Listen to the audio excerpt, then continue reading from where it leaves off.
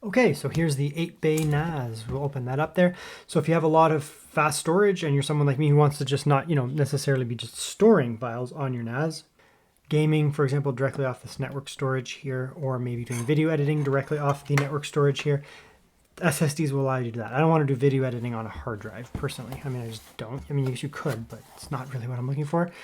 So that is power in, HDMI out, so we can hook it up to the computer, get it all set up and configured. 10 gigabit Ethernet, 10 gigabyte per second there, 10 gigabyte per second on the USB-C. So you get nice fast storage there. And then, connecting to your network, very fast, obviously. Very good. Reset for that. 2 fans to keep it nice and cool. I can see right through it.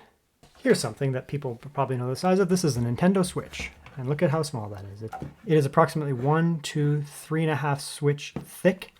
It is approximately 0.04 switch tall and approximately 1.3 switch wide. So there we go. Look inside. So that's obviously empty. That's just the exterior shell. And inside we have 4 bays there. 1, 2, 3, 4. Port there. Looks like there's a USB-A dongle in there. That might be for like Bluetooth and Wi-Fi. Because I mean, why put it on the board if you can just stick that in? Like, you don't really need super high range on something like this. It's going to be quite literally plugged in to your network. Very good. And then you get 4 more on that side. Very good. So that's your 8.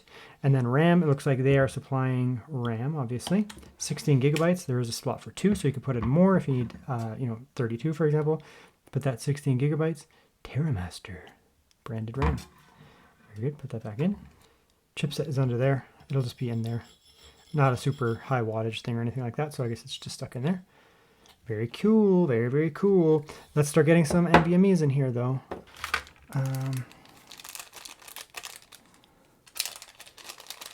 Oh, they want to do the rubber band method. Yeah, that's fine. We can do the rubber band method. Strip this off here. All right, put that on there. Very nice. Okay, just like that there. And then you do the rubber band method. You probably don't have to, technically. I mean, their thermal pads are sticky. Like, that's actually not wanting to come off, but it's your call. Some of these are dual-sided NVMe's, so you could put a little pad on the bottom. Some of them are not dual-sided NVMe's.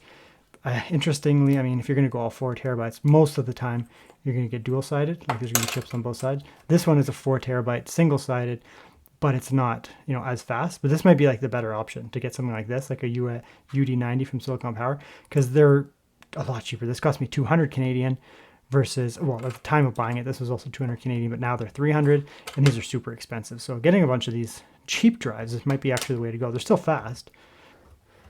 So look at that. That's cute. All right, well, there's no point in you guys watching me do this. I'll get them all hooked up and we'll come back.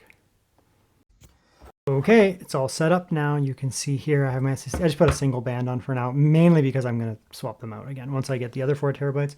So there's no point in, putting them in perfectly. Eventually, though, it'll be, like I said, set up nicely. All the air is going to flow through this way, right? Or that way. I guess it's pulling that way. So it's going to cool down with air through the system there. Very nice. Through the fin stack. And there's the flip side there. It's very clean and easy to use. The Terramaster stuff, I've done the D8 hybrid and the D5 hybrid, which is their DAS, direct storage. And they're very just clean and straightforward to use, to be honest. So that's that there. Nice, such a cute little package. So I've decided to approach this review from a complete noob when it comes to NAS products. And that's because I am, realistically.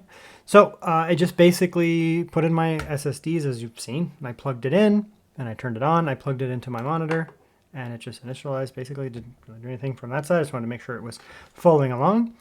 This is my primary laptop. This is my primary desktop here. Obviously, the NAS is plugged in. So keyboard, mouse, HDMI, just so I can make sure it was working. And that's my Ethernet, so that's fine. So it's plugged in. And you can see up here, all that I did was I went to support.terramaster, terra/master.com and quick guide. And I just followed along. I just clicked a few buttons. It's done in the browser. And then it told me to type this into my browser, which I did, the TNAS over here. And then it just basically, it was click through prompt. I kind of didn't even catch it. I just clicked through a few times, and you go through, and then it restarts your NAS, and then it asks you if any of them are uninitialized, which 2 of the drives in there were uninitialized, so it initialized them, and then that's all that happened. Now we're at this syncing phase. This takes a long time. I have a lot of storage, 16 terabytes. I had a really nice section here where I was talking about T-RAID, which is the RAID that Terramaster comes with, this Terramaster product comes with, which makes it very useful for noobs like me and people who just want to potentially upgrade as they go rather than having everything in at one time. But I guess coincidentally, ironically, my data got corrupted on the external SSD that I had, so it would have been really nice if I had a backup on the Terramaster, but I didn't have one at the time. So anyways, you can set it up with a traditional RAID, but what it does by default is T-RAID. So you'll notice when I was talking about setting it up, it basically just pop it in, you can follow through, and it really does just kind of do it idiot-proof style. It sets it up for you, which does allow you to kind of just throw in mismatched drives. That's one of the important things here. So you can see how they set it up. If you have mismatched drives, which I do, right? So I did that on purpose. You can see I have mismatched drives rather than putting in just a bunch of 4 terabytes. I have all kinds of weird drives. If you go back to that segment there, it'll go with, for example, 4 terabytes there, and you get a lot of wasted space. So if I had have done that with my section there, I would have had a ton of wasted space. So you can see this is kind of similar to the scenario that I have, no 8 terabytes or anything, but I had 1, 2, 4, I had a 256 as well.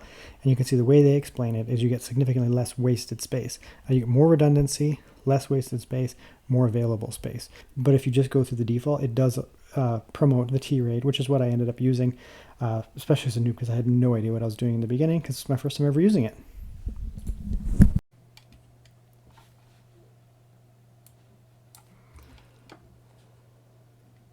Okay, so I've just been letting this thing run for a while, starting to get the hang of it. So we can see here it's going to give us 16.76 terabytes of storage. I popped out one of the drives and then put it into an external enclosure, just like turn it off obviously, and just to see what it was doing. You can see here it makes a bunch of little like smaller parcels here, right? Just a bunch of them there. So I think part of that is going to be, I guess kind of, I call that like my fault, for example, because I put in such a mix of drives there. I have in here, such a mix of drives. You can see here. Yeah, so I have like a 2 terabyte, 2.04, 256, 2, 4.09, 4.09, and 4, 4.09. So what happens is you get a little bit of like leftovers, basically, like over here. You can see those little bits over there. I mean, it is idiot proof, basically. You just plug in the drives and then it will set up the storage pool on its own. And then it just kind of, takes its time. It'll warn you that it's, it's synchronizing, give it some time. And then basically, it's idiot proof. Like someone like me, realistically, like I didn't know what I was doing. I basically I know the concept and what NAS do, but I've never used one before. So I thought I was gonna have to set up all these RAIDs and stuff realistically, but you basically just put in your drives and then it'll do all this for you realistically. So I consider this, I mean, it's gonna be still good for people who are, higher level users, obviously. You can get into some more complex stuff. But I think for people like me, that's one of the appeals of this. You just basically pop in your drives and then you just start using it realistically. I would probably recommend not trying to get, all of these random mixed match drives with all different drive sizes, because it has a hard time, setting up, parity with all these different drives here. So what you're going to want to do is try to match them up, right? Like I have a couple of the same drives here. Okay, so it's been a few days. I've been messing around with this Terramaster Pro here. So what do I think about it? I remind you guys, I went into this video as a true noob when it comes to NAS. Like, I mean, I understood the concept of them and roughly how they work, but I've never used them before. And I kind of just went through this blindly. I went into their website. I basically followed through the instructions and it was super, super easy to set up. I had no problems whatsoever. It's nice and snappy. Once everything is set up, moving data is nice and quick as well on the network. So, I mean, overall, the hardware in here is very, very good. I mean, all 8 work perfectly. No problems whatsoever. They were all recognized. So overall, the hardware-wise, it's a really, really good device. I like the TOS software. I find it very easy to use. It's intuitive to move through. I mean, again, as a noob, maybe if you're some super advanced person, you may find it kind of limited. Maybe you want to do some more complicated stuff, but I found it very, very easy to use. So that's really nice. Super easy to use. You basically just take your devices, you plug them in, plug in your NVMe's in here, hook them up, plug them in, and when you boot up, it's going to ask you what you want to do with them. You want to add them to a new storage pool. Do you want to have them on the same storage pool?